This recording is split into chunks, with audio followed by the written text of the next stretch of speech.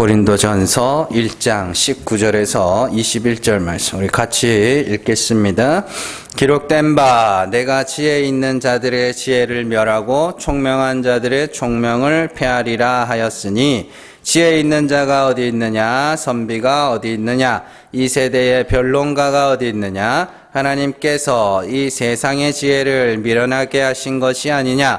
하나님의 지혜에 있어서는 이 세상이 자기 지혜로 하나님을 알지 못하므로 하나님께서 전도에 미련한 것으로 믿는 자들을 구원하시기를 기뻐하셨도다. 아멘.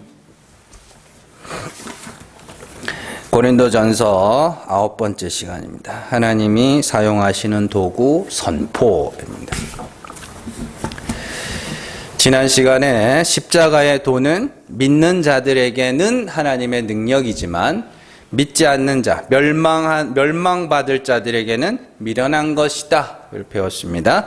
세상의 지혜는 스스로 의에 이르며 스스로 거룩해야 한다는 가르침이죠. 그러니까 내가 해야 되는 거예요. 그건 세상이.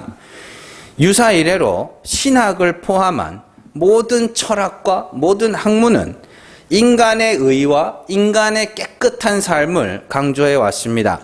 그래서 인간들은 바벨탑에서부터 시작하여 끊임없이 스스로 하늘에 이르고자, 하늘에 이른다니까 뭐 저 높은 데 올라가겠다는 것이 아니라 스스로 구원, 스스로 영생에 이르고자, 스스로 의롭게 되고자, 스스로 산자가 되고자.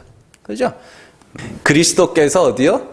죄인 중의 괴수, 십자가의 저주의 길을 걸어가시면서 죽은 자들아 따르라. 이게 사는 길이라니까요. 네. 그렇게 쌓아서 스스로 영생에 이르고자 하는 것이 세상의 지혜이며 사람의 지혜예요. 그게. 그러나 하나님이 택하신 자들의 쌓은 것, 하나님은 택하신 자들의 쌓은 것을 무너뜨리시며 하늘의 온전한 것을 거저주시는 그 은혜의 하나님, 그런 은혜의 원리는 보통의 인간들이 보기에 어리석은 거야. 야, 네가 의로워야지, 네가 거룩해야지, 네가 경건해야지 라고 말하는 세상, 그게 세상 지혜라니까. 그런데 아니야, 하나님 아니면 난 아무것도 아니야. 그게 하나님의 지혜라니까요. 네. 뭘 해도 내가 해야 의미 있는 것이지, 내가 하지 않고 거저 주어지는 것은 가치 없는 것으로 생각해요, 인간들은. 그렇기 때문에 죽은 자가 살아나는, 죽어야 살아나는 그 십자가의 도가 멸망받는 자들에게는 어리석은 것으로 보이는 것이라 그랬죠. 그래서 가시덤불에 뿌려진 씨, 말씀이잖아요. 가시덤불은 바치고, 그게 뭐예요? 재리의 유혹, 재물의 유혹. 그러니까 세상 염려와 재물의 유혹 때문에 열매를 못 맺잖아요. 그 재물이 돈 아니라 그랬잖아요. 그죠? 내가 스스로 지혜 있다 하게 하는 그것들. 그렇기 때문에 사도 바울은 십자가의 도가 멸망받는 자들에게는 어리석은 것으로 보이는 것이라고 하고, 믿는 자들, 다른 말로 하나님의 은혜만을 소망하는 죽은 자들에게는 십자가의 도가 하나님의 능력으로 들리게 될 거야. 그렇게 이야기를 하는 거죠. 여러분들, 바울이 왜 갑자기 십자가의 도에 대한 이야기가 이어지는지를, 문맥을 잘 이해를 하고 계셔야 됩니다. 지금 바울이 고린도 교회를 책망하는 이유는 그들이 누구에게 세례를 받았는가를 가지고 분쟁하고 있기 때문이죠. 그러나 누구에게 세례를 받았느냐가 중요한 것이 아니라 너희를 위해 죽으신 그리스도를 믿는 것이 중요하다고 이야기를 하면서, 나는 세례를 주는 자가 아니라 복음을 전하는 자야, 이렇게 이야기를 합니다. 그러면서 말의 지혜로 사람을 설득하여 믿게 하지 않는 이유는 그리스도의 십자가가 헛되지 않도록 하기 위함이다. 그 말은 자신이 사람을 설득하여서 그 사람들이 바울의 말에 설득을 당하여 믿게 되었다면 너희가 나를 자랑할 수 있겠지만, 십자가의 도라는 것은 멸망받는 자들에게는 미련하게 들리는, 보통의 인간들에게는 그건 미련하게 들릴 수밖에 없는 것인데 그 십자가의 도를 너희가 듣고 믿었다는 건 하나님이 너희에게 믿게 하셨다는 증거야. 그러니 전하는 자는 뭐예요? 그냥 그 말을 전할 뿐이고 그런데 그 십자가의 도는 그냥 보통의 사람들이 믿을 수 있는 게 아니기 때문에 너희가 믿었다는 건 하나님이 믿게 하신 거야. 그래서 십자가의 도의 이야기가 이렇게 나오는 거예요. 그러니까 가르치는 자를 자랑하지 말아라 하라는, 가르치는 자는 사실 아무것도 아니다 라는 이야기를 하고 있는 거예요. 그래서 십자가의 도의 이야기로 이렇게 흘러오는 거거든요. 너희는 우리가 믿게 한 것이 아니라니까, 너희는 내가 믿게 한 것이 아니니까 우리로 자랑하지 마. 그 십자가의 도라는 것은 사람이 귀로 듣고 깨달아 믿을 수 있는 것이 아니야. 그 이야기를 하는 거라니까요. 그래서 성령으로 말미암지 않고는 누구도 그리스도를 주라 할 자가 없다. 왜요? 성령이 그들 속에 그들의 죄를 폭로하시고 그로 말미암아 오직 예수 그리스도의 십자가만이 나를 구원할 수 있다는 고백을 하기 때문에 성령 받지 않은 자들은, 그 진리를 알지 못하는 자들은 절대로 그 고백을 할 수 없다라는 이야기예요. 그게 십자가의 도. 그러니까 지금 믿음이라는 것이 누구에게서, 하나님에게서 택하신 자들에게 주어진다는 이야기를 하고 있는 거예요. 그러면 전하는 자들은 뭐예요? 전하는 자들은 그냥 도구라니까요. 도구? 고린도전서 2장 그 3절에서 5절 말씀 한번 가보세요. 읽습니다. 내가 너희 가운데 거할 때에 약하고 두려워하고 심히 떨었노라. 내 말과 내 전도함이 설득력 있는 지혜의 말로 하지 아니하고 다만 성령의 나타나심과 능력으로 하여 너희 믿음이 하나님의 지혜에 있지 아니하고 다만 사람의 지혜에 있지 아니하고 다만 하나님의 능력에 있게 하려 하였노라. 내 말과 설득력 있는 지혜의 말로 안 하고 하나님의 능력으로 믿게 되었다고 하려고 내가 심히 떨었어. 그게 뭔 말이냐면 너네가 나 때문에 믿었다고 할까봐 내가 참 두려웠다. 그 말이에요. 그래서 나는 십자가와 예수 그리스도만 전했어. 근데 전했는데 하나님이 뭐예요? 믿게 하시더라는 거예요. 그러면 바울은 뭐예요? 그냥 그 말을 전하는 도구에 불과한 거예요. 그럼 믿게 하시는 이는 하나님이라니까요. 그러면 찬송 받으실 이는 하나님이죠. 믿음이라는 것은 사람이 사람에게 줄 수 있는 것이 아니라 하나님이 사람에게 심어주는 것입니다. 그래서 구약에 보면 하나님이 내 말을 너희 마음에 새겨줄게, 내 말을 너희에게 심어줄게, 이런 말들이 등장하는 거예요. 그러면 하나님이 믿게 하시겠다, 하나님이 깨닫게 하시겠다라는 이야기예요. 그 말은 하나님이 전하는 자들에게 사람이 사람을 설득하여 믿게 만들 수 있는 것이 아니니 너희는 그리스도와 그가 십자가에 죽은 것을 말해라. 그러면 내가 믿게 할게. 그러니까 믿게 하는 이는 누구예요? 하나님이라니까. 그러니까 여러분들이 목사라는 사람에 대해서 너무 이렇게 하면 안 돼요. 너무 막 그건 아닙니다. 그렇다고 너무 이렇게도 아니에요. 예. 그냥 나만큼만 사랑해주면 돼요. 뭐 말인지 아시겠어요? 내가 싫어하는 거는 그 사람한테도 하지 말고 내가 좋아하는 거는 가끔 해주기도 하시고 예? 그냥 그만큼만 보통 사람으로 취급해주면 돼요.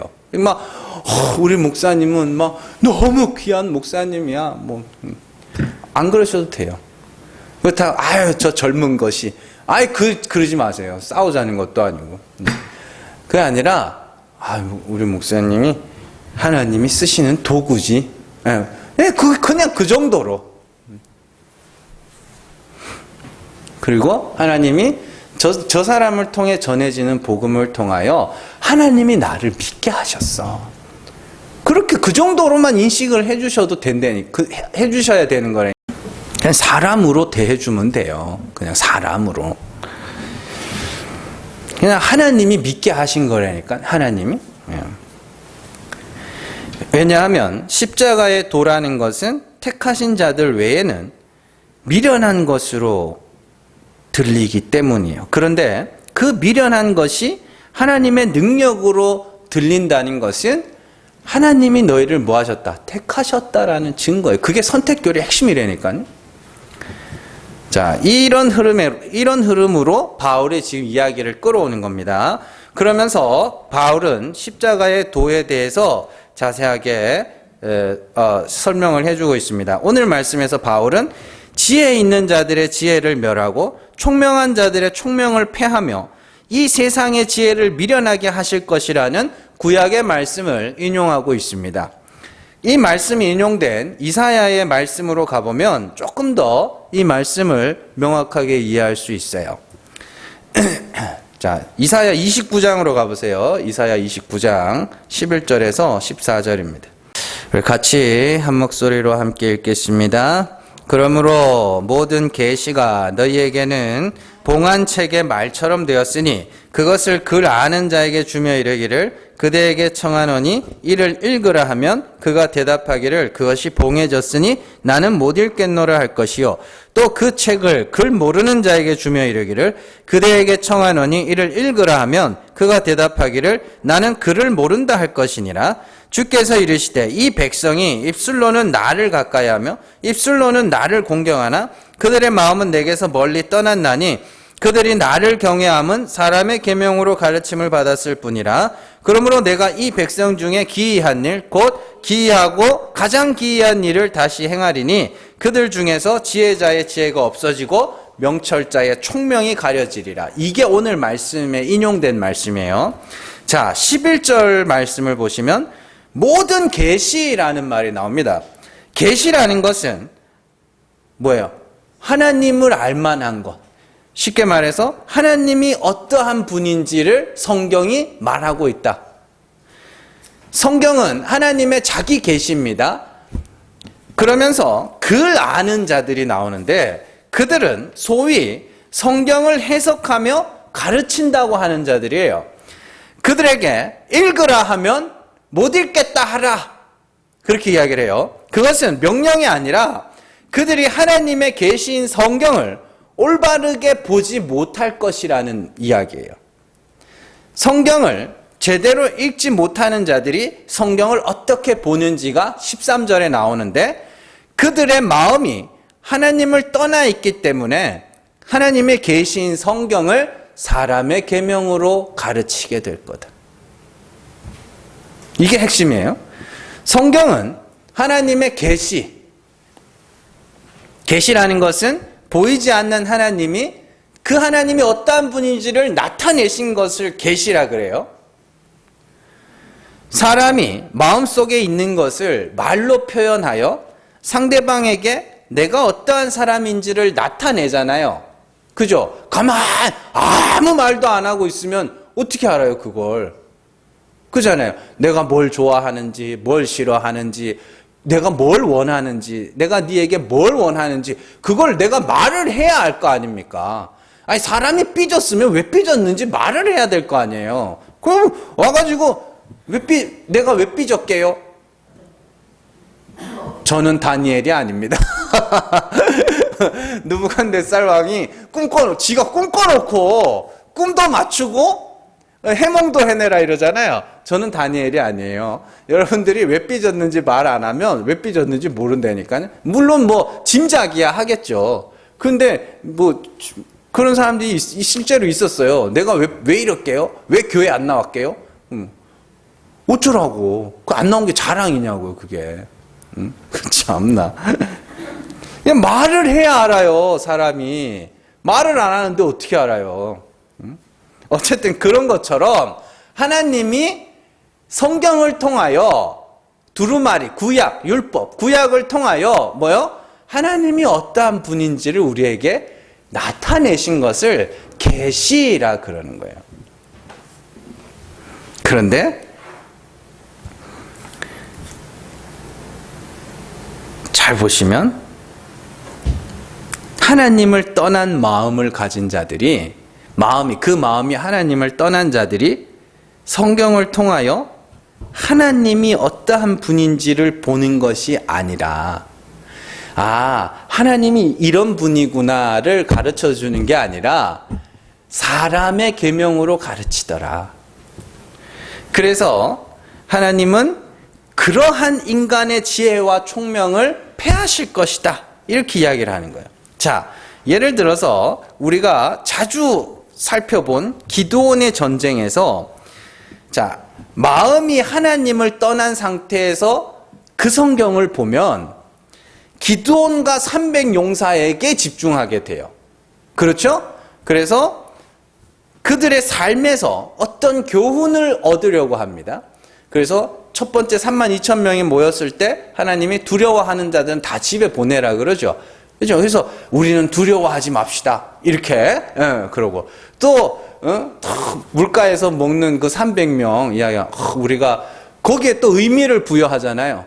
우리가 개같이 엎드려서 먹지 말고 그럼 강물을 어떻게 먹어요? 그걸 안 엎드리면 안 먹거나 물속에 뛰어 들어갔거나 둘 속에 하나인데 경계하면서 뭐 이래야 된다고 그러는데 그런 것에 집중하게 되는 거예요. 성경이 그 이야기를 하는 게 아니란 말이에요. 하나님이 어떤 분인지를 알라고 써놓은 거라니까요. 그런데 하나님이 어떠한 분인지를 알라고 성경을 써놨더니 자꾸만 그 성경을 통하여 인간을 보고 있는 거예요. 기드온을 보는 거예요. 그 300명을 보는 거예요. 하나님이 어떠한 분인지를 봐야 된다니까요. 그러니까 그 마음이 하나님을 떠나니까 하나님이 보인다 안 보인다? 안 보인다. 그 마음이 이제 하나님의 영광을 아는 진리의 빛을 받은 자들은 이제 뭐예요? 그게 보이기 시작하는 거예요. 이게 성경이라는 게 하나님이 어떠한 분인지를 알라고 주신 거구나. 그런데 내가 받은 그 진리의 빛은 죽은 자를 살리는 은혜의 빛 아닙니까? 그죠? 그 빛을 받은 자들이 봤더니 진짜네. 하나님이 구약에서부터 하나님이 은혜의 하나님이셨구나. 이걸 보게 된다니까요. 다윗과 골리앗의 전투에서도 다윗이 큰 골리앗을 이기게 된 것을 다윗이 어려서부터 물맷돌을 잘 돌렸기 때문이다. 그러니 우리도 어려서부터 준비해라. 하나님이 쓰실 자들로 준비하자. 그러면은 이 중고등학생들이 그런 설교예요. 진짜 횟가닥 돌아버려요. 진짜로. 그래, 하나님이 쓰실 도구가 되기 위해서 어려서부터 우리에게 주신 재능을 갈고 닦자. 하나님이 언젠간 쓰실 거야. 이러면서 그런 거예요. 그러면 어떤 결론에 이르게 돼요? 결국에는 남는 건 뭐밖에 없어요? 사람밖에 없잖아요. 기드온과 300용사, 다윗. 그렇게 사람만 남는다니까요.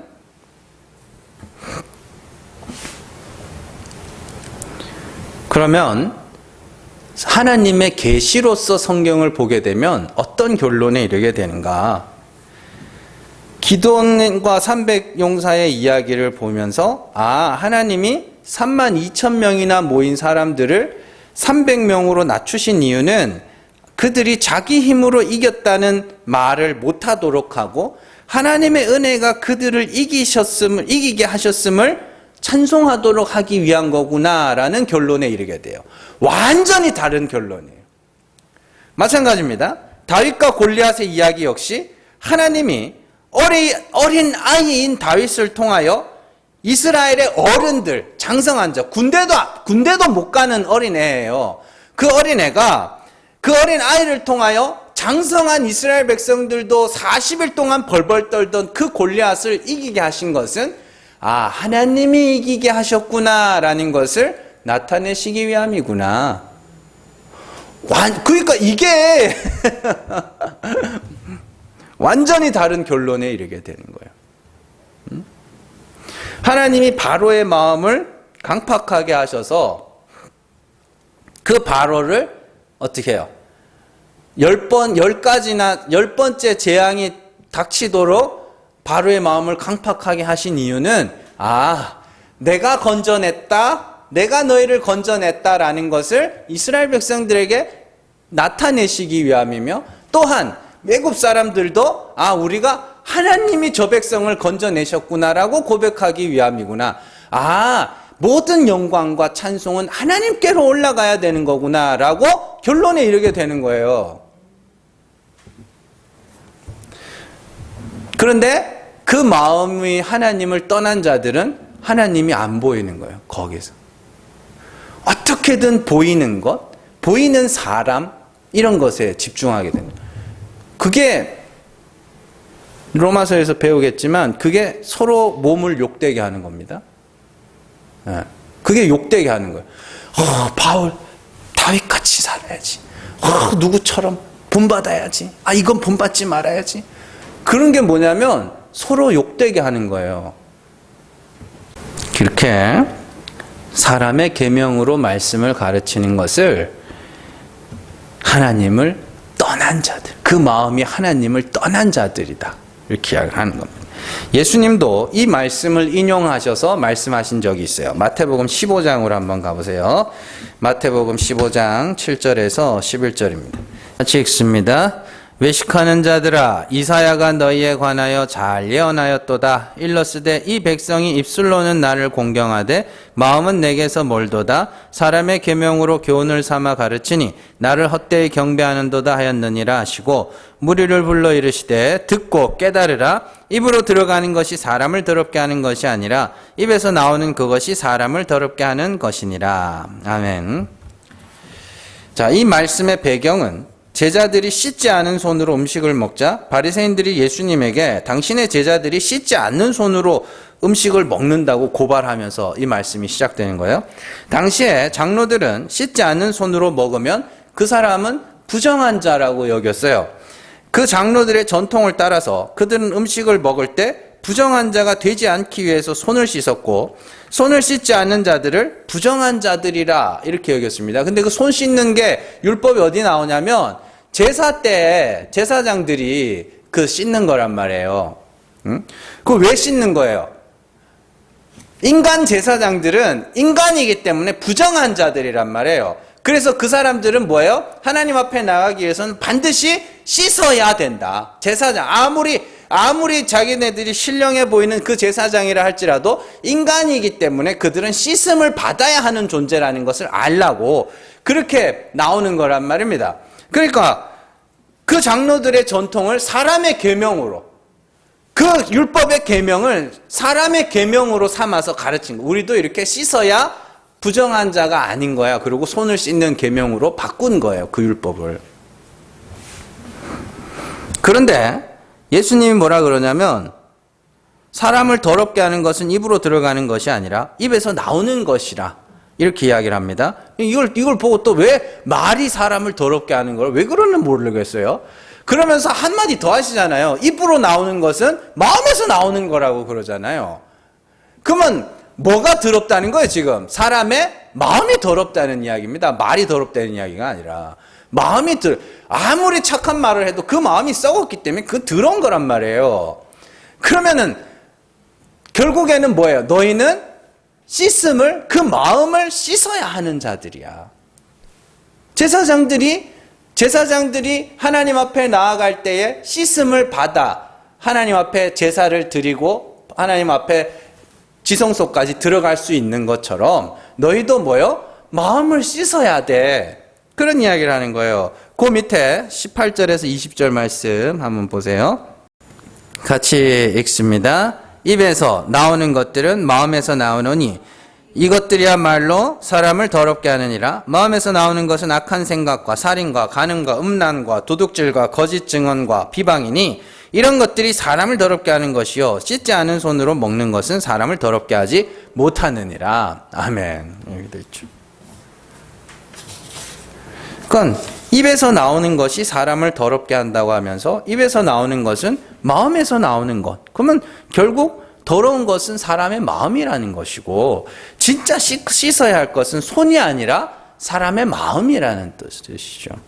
그렇다면 우리가 여기서 생각해 볼 것은 사람의 마음이 이렇게 더럽다면 그 사람의 행동이 아무리 선하다고 해도 그 사람은 뭐예요? 더러운 사람이에요. 우리는 사람을 평가할 때 나타난 것으로밖에 평가할 수 없어요. 인간은 그래요. 그러나 나타난 것이 아무리 깨끗하고 선하다고 하여도 사람의 마음에는 이러한 더러운 것들로 가득 차 있기 때문에 그는 뭐예요? 더러운 자일 뿐입니다.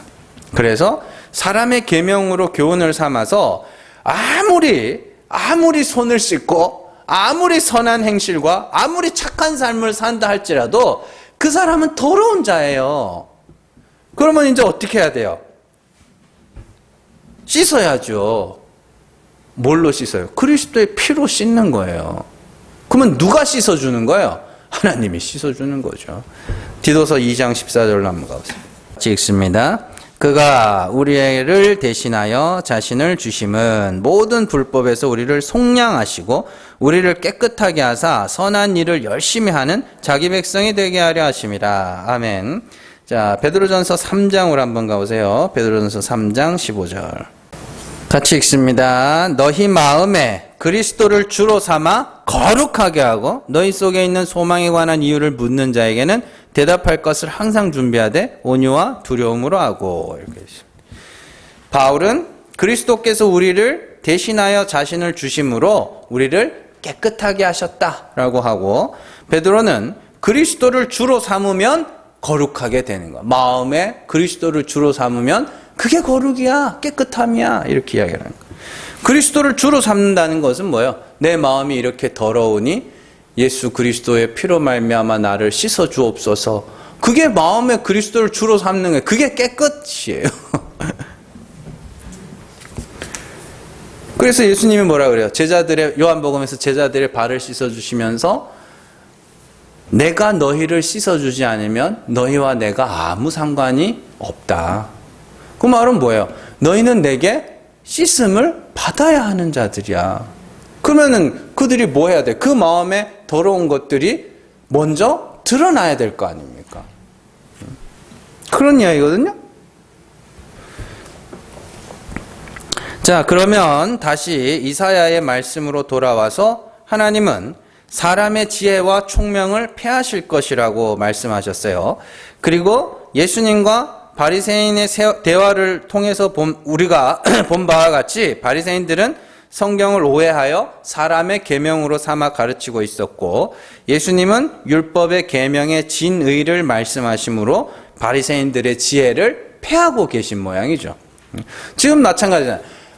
다윗과 골리앗의 이야기와 기드온과 300용사 이야기를 통하여 사람의 계명으로 듣던 자들에게 그건 하나님이 이런 분이야 라는 것을 나타냈던 말씀이라고 그렇게 전했을 때 그게 사람의 지혜와 명철이 뭐 하는 거예요? 폐하여지는 거라니까.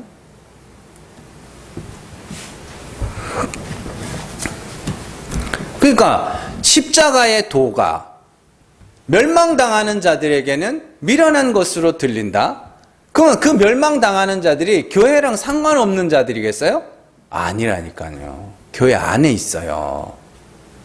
성경을 사람의 계명으로 보는 자들. 그들은 어디? 그 마음이 하나님을 떠난 상태라 그러잖아요. 그 말을 듣고 사람의 계명으로 삼아 열심히 그 사람을 본받아 살다가 지옥 가는 거예요. 그 성경을 통하여 하나님이 이런 분임을 알고 그 하나님과 올바른 관계를 맺어 구원에 이르는 자들에게는 십자가의 도가 하나님의 능력이 되는 것이고, 그런데 이 성경이 사람을 지옥으로 보낼 수 있어요. 성경이 신약이든 구약이든. 그러니까 근데 사람들은 이렇게 살아라, 저렇게 살아라, 누구를 본받자, 누구는 본받지 말자, 이런 설교들을 좋아해요. 왜냐하면 명확하거든요. 여러분들, 사람들이 좋아하는 영화들은요, 선과 악이 뚜렷한 영화들을 좋아합니다. 요즘에 유행하는 영화 주제들 중에 하나가 뭐냐면 좀비 영화예요. 좀비 영화. 좀비는 뭐예요? 더 이상 사람이 아니죠. 괴물이죠. 그래서 이건 뭐예요? 죽여도 아무 죄책감을 못 느껴요. 그래, 좀비라는 건 완전 절대 악. 그리고 주인공은 뭐예요? 절대 선. 그래서 절대 선이 절대 악을 막 죽이는 그런 명확한 결론이 있는 그런 영화들을 사람들이 되게 좋아합니다. 그럼 사람들이 불편해하는 영화가 뭐예요? 그게 경계가 없어. 주인공도 보니까 그렇게 착한 것 같지도 않고, 그렇다고 나쁜 놈이라고 하기에는 좀 그래도 주인공인데 좀 그렇고, 응? 나쁜 놈도 보면 저게 죽여야 되는 놈인가 아닌가 애매한. 근데요, 현실은 어느 게 더 가까워요? 현실은요, 후자가 더 가까워요. 진짜로. 선과 악이 분명하지 않다니까요. 그래서 언론에서도 나쁜 놈이라고 점 찍으면 점 찍어 주기를 원해요, 사람들이. 절대 악이라는 게 하나 있어야 온 세상에 집중포화를 받거든. 근데 현실은 안 그래요. 인터넷에서 글을 하나 봤어요. 자기가 선생님이 됐대요. 선생님이 됐는데 학교에 가봤더니 인터넷으로만 보던 그 교사들의 세계보다 실제 교사들의 세계가 더 깨끗해서 놀랐대요. 자기가 도대체 뭘 봤는지는 모르겠는데, 한동안 텔레비전이나 이런 데서 항상 뭐 선생님들이 비리, 또 그죠, 학부모들한테 돈 먹고 애들 때리고 하는 그런 것들만 자꾸 비췄잖아요. 그래서 선생님들을 절대 악으로 몰고 갔다니까요. 이게 절대 악으로 몰고 갔어요. 그랬는데 늘 그런 것만 보고 그런 것만 접하다가 내가 가서 교육계를 바꾸리라 하는 그런 마음으로 이제 했겠죠. 그래서 교사가 돼서 갔더니 이거 웬걸? 그렇게 더럽지 않은 거예요.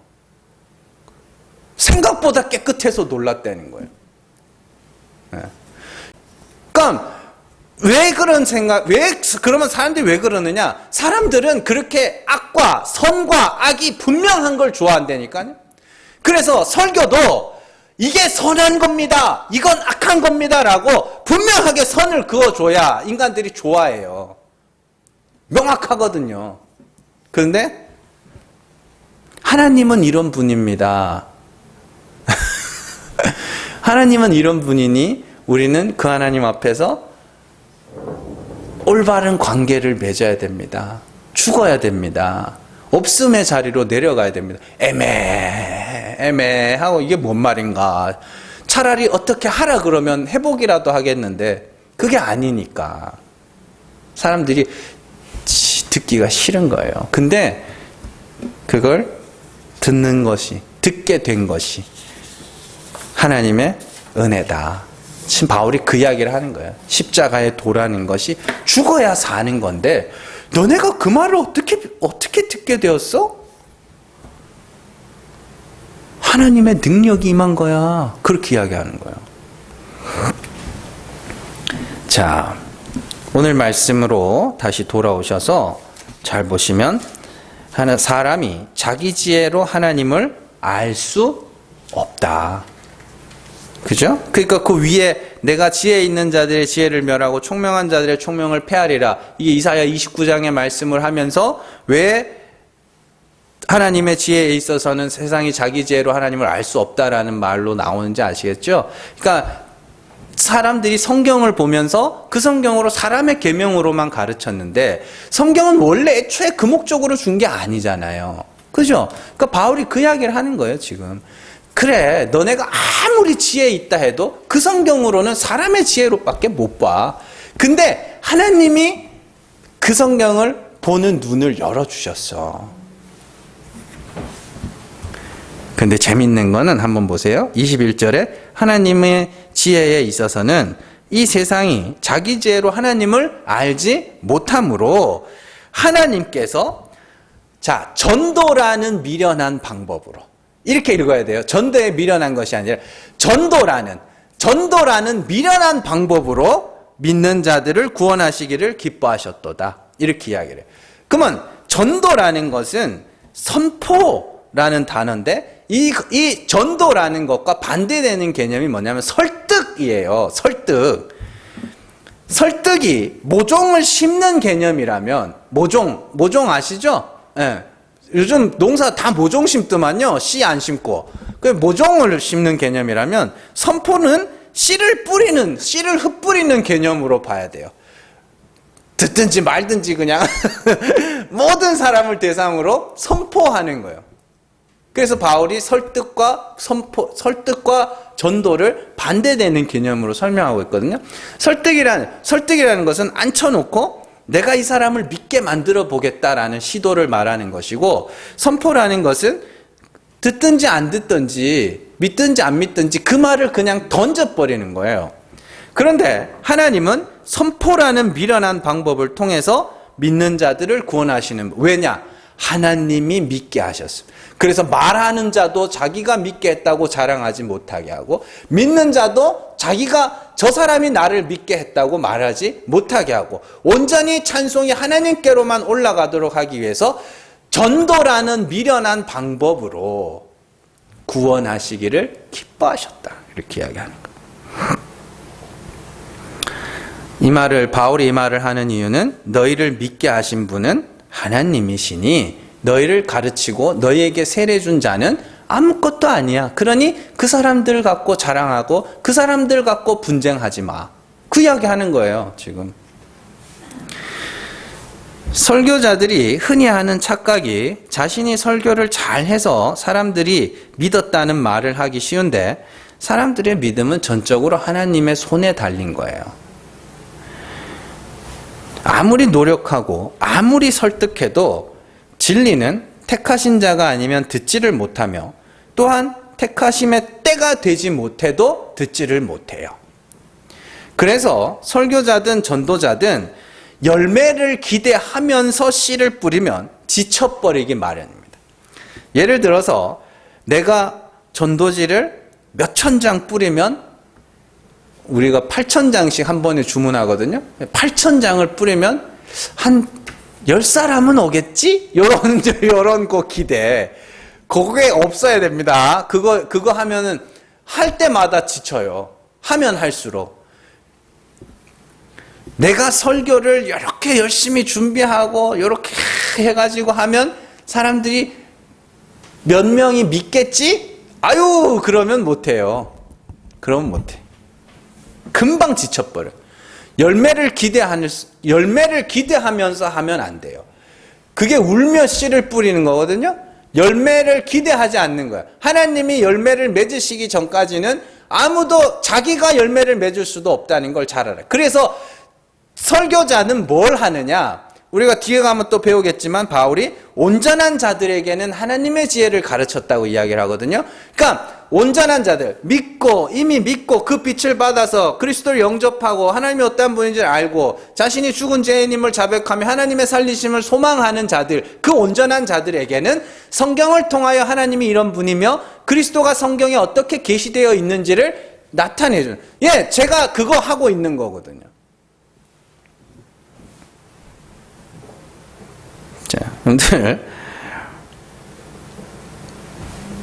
여러분들이 아무도 믿게 할 수 없습니다. 그냥 우리는 뭐예요? 하나님의 복음을 전하는, 씨를 뿌리는 이런 도구들이에요. 그러면 열심히 씨를 뿌리면 하나님이 듣게도 하시고 믿게도 하시는 거예요. 민들레 홀씨처럼 다 이렇게 봄바람에 민들레 홀씨도 날라다니고 솔방울 송화가루도 날라다니고 봄 되면 이제 곧 시작하겠네. 난리잖아요. 꽃가루 날리고 이게 황산지 꽃가루인지 구분 안 가고 그러잖아요. 봄에 이제 한번 4월달 5월달에 한강 나가보세요. 그 소나무 심어 놓은 데서 막 초록색 가루가 막 날아가요. 그렇게 날아가는데 그게 어디선가는 어떻게 해요? 열매를 맺어요. 어디선가는. 내 눈에 보이면 좋겠지만 내 눈에 보이지 않아도 내가 무심코 무심코 꽂아놨던 전도지 하나에 지나가면서 했던 그 복음 한마디에 그게 어느 순간인가 하나님이 그걸 통하여 역사하신다는 말이에요. 그래서 제가 전도 대한 설교를 할 때마다 빼놓지 않고 말하는 게 우주적 교회관을 가져야 된다. 전 세계 우주적 교회관을 갖고 전도라는 것이 우주적 교회관을 갖고 하나님이 어디선가 어느 때에 내가 전한 그 씨로 말미암아 믿게 하실 거라는 그런 마음으로 당장에 내 교회가 부흥하고 내 교회가 많아지는 것 그것도 좋겠지만 하나님이 믿게 하시고 구원 얻는 게 우선이란 말이에요. 그래서 우주적 세계관을 우주적 교회관을 갖고 복음을 전하라고 이야기를 하는 겁니다. 잘 기억하시고 하나님의 이름을 열매를 기대하면서 전도하겠다 이게 아니라 그냥 하나님이 좋아서 예수 그리스도가 좋아서 십자가가 너무 좋아서 자랑하라 그러잖아요. 그죠? 무슨 차이인지 아시겠어요?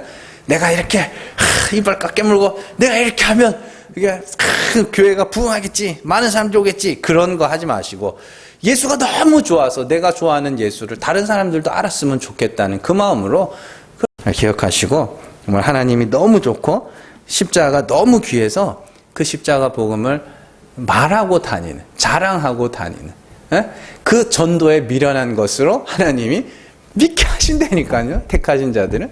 자, 기억하시고 정말로 여러분들에게서 많은 그 씨앗들이 뿌려질 수 있는 역사 있기를 주님의 이름으로 축원합니다. 기도하겠습니다.